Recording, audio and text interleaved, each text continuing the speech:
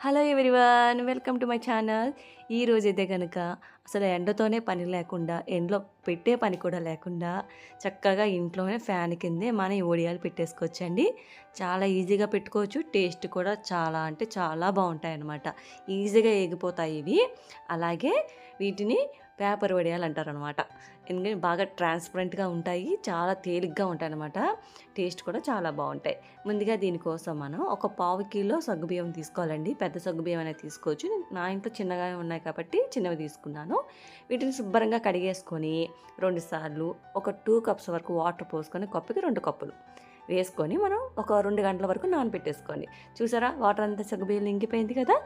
ఇప్పుడు ఒక గిన్నెలోకి ఒక 3 కప్పుల వరకు, 3:30 కప్పులన్నా తీసుకోవచ్చండి. మరీ జారైపోయింది అనుకోండి, మనం వడియం పెట్టడానికి అవ్వదనమాట.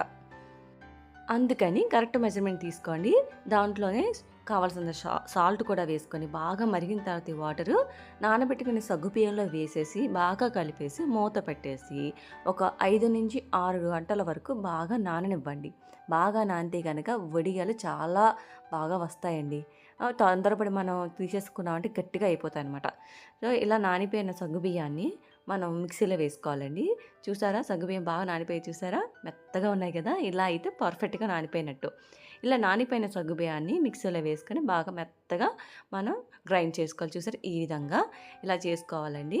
పలచగా చేసుకుంటే కనుక మీరు వాటర్ ఎక్కువైతే తీసేసుకోండి, తక్కువైతే కలుపుకోండి, కానీ మరి పలచగా మాత్రం చేసుకోకండి. దాంట్లోనే చిల్లీ ఫ్లేక్స్ వేసుకోవచ్చు, జీలకర్ర, నువ్వులు, వాము, మీకు ఏ కావాలంటే వేసుకోండి. నేనైతే జీలకర్ర, నువ్వులు వేసుకున్నాను అనమాట. వాడిని పేపర్ కవర్ ఉంటుంది కదా, వడియాల కవర్, దాని మీద ఇలా పలచగా వేసుకోండి. మరి లావుగా వేసుకుంటే మనకి ఆరవన్నమాట. పలచగానే ఉండాలి పేపర్ వడియాలంటే. సో ఇలా అయిపోయింది. దాన్ని నైట్ అంతా ఆవరండి వదిలేస్తే చక్కగా వచ్చేస్తాయండి.